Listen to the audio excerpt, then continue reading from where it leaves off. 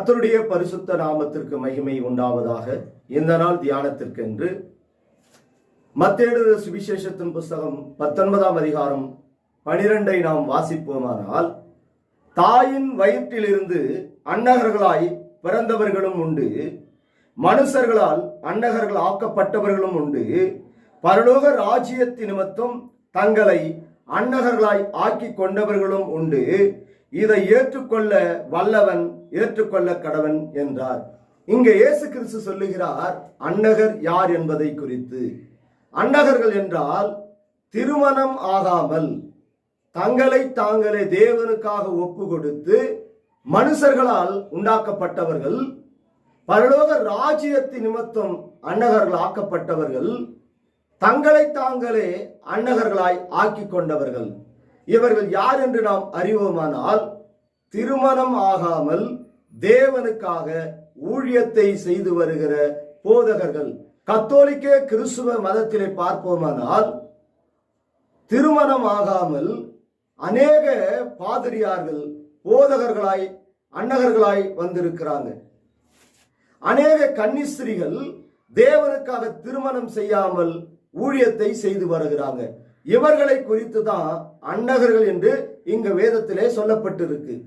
ஆனா அநேக போதகர்கள் திருநங்கைகளை குறித்து இவர்கள்தான் அன்னகர்கள் என்று சொல்லி, தேவனுக்காக விசேஷமானவர்கள் என்று சொல்லி துர் உபதேசங்களை அவர்கள் போதித்து வருகிறார்கள். இங்க வேதத்தில் ஆதியாகத்தின் புஸ்தகத்தில் நாம் பார்ப்போமானால், வானத்தையும் பூமியையும் சகலத்தையும் சிருஷ்டித்தார், சிருஷ்டித்து நல்லதென்று தேவன் கண்டார், தமது சாயலாக அவருடைய சாயலாக மனுஷனை இந்த பூமியிலே உண்டாக்கினார், அது ஆணும் பெண்ணுமாக உண்டாக்கினார். அதுதான் ஆதாம் ஏவாள். இந்த இரண்டு பாலினத்தை தவிர மூன்றாவது ஒரு பாலினமாக ஆதியாகத்திலிருந்து வெளிப்படுத்தினல் விசேஷம் வரைக்கும் ஒரு மனுஷனையும் இந்த பூமியிலே என் தேவனாகிய கர்த்தர் உண்டாக்கவில்லை. திருநங்கைகளை அன்னகர்கள் என்று சொல்லுகிறார்களே, இதுதான் துரு உபதேசம். நீங்க மோசேயினுடைய காலங்களில் நாம் பார்ப்போமானால், இங்க ஏசாயா தீர்க்கதரிசியின் புஸ்தகம் 56ஆம் அதிகாரம் 3 நாம் வாசிப்போம். கர்த்தரை சேர்ந்த அந்நிய புத்திரன் கர்த்தர் என்னை தம்முடைய ஜனத்தை விட்டு முற்றிலும் பிரித்தெடுப்பார் என்று சொல்லானாக. அன்னகனும் இதோ நான் பட்ட மரம் என்று சொல்வானாக. அன்னகன் இங்கே ஆண்பாலை குறித்து வேதத்திலே சொல்லப்பட்டிருக்கு. இவர்கள் திருமணம் செய்தால் இவர்களுக்கு சந்ததி வரும், திருமணம் செய்யவில்லை என்றால் இவர்களுக்கு சந்ததி வராது. அப்படி சந்ததி வராதவர்களை பட்ட மரம் என்று சொல்லி இங்க வேதத்திலே நாம் பார்க்கிறோம். இவர்கள்தான் அன்னகர்கள். அப்ப மூன்றாவது பாலினமாகிய திருநங்கைகள் எப்படி அன்னகர்கள் ஆவார்கள்? அங்கே வேதத்தில் நாம் பார்ப்போமானால், அங்கே மத்தேயு சுவிசேஷத்தின் புஸ்தகத்திலே திருமண காரியங்களை குறித்து, ஒரு ஆணும் பெண்ணும் ஒரே சரீரமாய் இருக்கிறார்கள், இவர்கள் ஒரே சரீரமாய் இருக்கிறவர்கள், இவர்கள் இணைந்து ஊழியத்தை செய்யலாம், இல்லை என்றால் திருமணம் செய்து கொண்டு ஊழியத்தை செய்யலாம், இல்லை என்றால் திருமணம் ஆகாமல் நீங்கள் தேவனுக்காக அன்னகர்களாய் மாறி இந்த ஊழியத்தை செய்யலாம். நாம் எப்பொழுதும் தேவ திருவசனங்களை தியானிக்கும் போது ஒரு வசனத்தை மாத்திரம் நாம் என்ன பண்ணக்கூடாது, வாசிக்க கூடாது. மேலும் கீழும் இருக்கிற வசனங்களை தியானித்து விட்டு நாம் வசனங்களை போதிக்க வேண்டும். இந்த சத்திய வார்த்தைகளை அறிந்து நாம் சத்தியத்தை போதிப்போம். இன்னைக்கு அநேகர் ஒரே ஒரு வசனங்களை வாசித்து விட்டு இதுதான் சத்தியம் என்று சொல்லி பேசுகிறாங்க. திரளான பிள்ளைகளுக்கு வார்த்தைகளை கொடுக்கிறாங்க. இது முற்றிலும் தவறு. இங்க வேதம் சொல்லுகிறது திருமண பந்தங்களை குறித்து, திருமண காரியங்களை குறித்து, அங்கே திருமணம் ஆகாமல் ஊழியத்தை செய்கிறதை குறித்து தான் இங்க வேதத்திலே சொல்லப்பட்டு இருக்கு. அன்னகர்கள் என்றால் ஆண்பாலை தவிர அது பெண்பாலா அல்ல. திருநங்கைகள் பெண்பாலா இல்லை ஆண்பாலா? நாம் இதை அறிவோம்.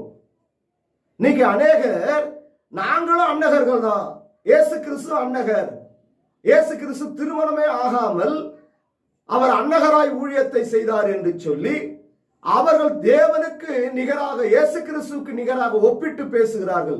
இது முற்றிலும் தவறு. வேதம் சொல்லுகிறது, கடைசி நாட்களிலே சோதோம் குமாரா பட்டணத்தின் பாவம் பெருகும். இந்த சோதோம் குமாரா பட்டணத்தின் பாவம் என்ன?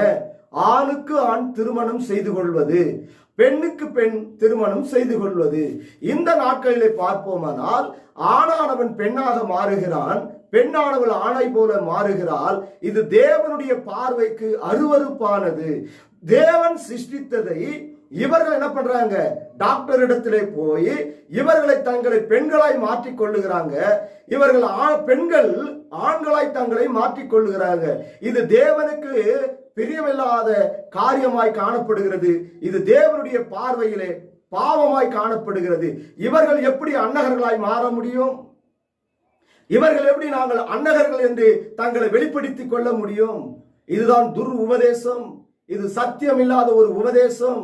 என் தேவனாகிய கர்த்தர் அன்னகர் யார் என்பதை குறித்து இங்கு தேவ திருவசனம் நமக்கு தெளிவாய் போதிக்கிறது. இந்த சத்தியத்தை நாம் அறிவோம். இந்த சத்திய திருவசனங்களை திரளான பிள்ளைகளுக்கு போதிப்போம். இந்த சத்தியத்தை அறியும் போதுதான் திரளான பிள்ளைகளுக்கு ஒரு விடுதலை.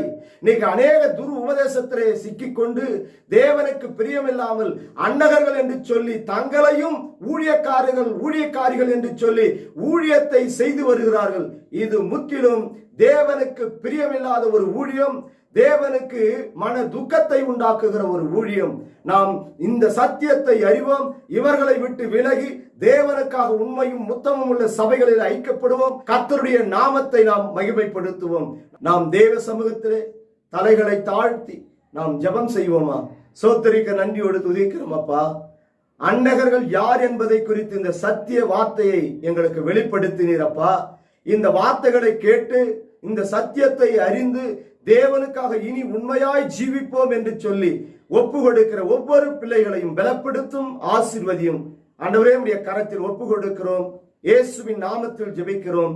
ஜீவனும் பலனும் உள்ள எங்கள் நல்ல தகப்பனே, ஆமென்.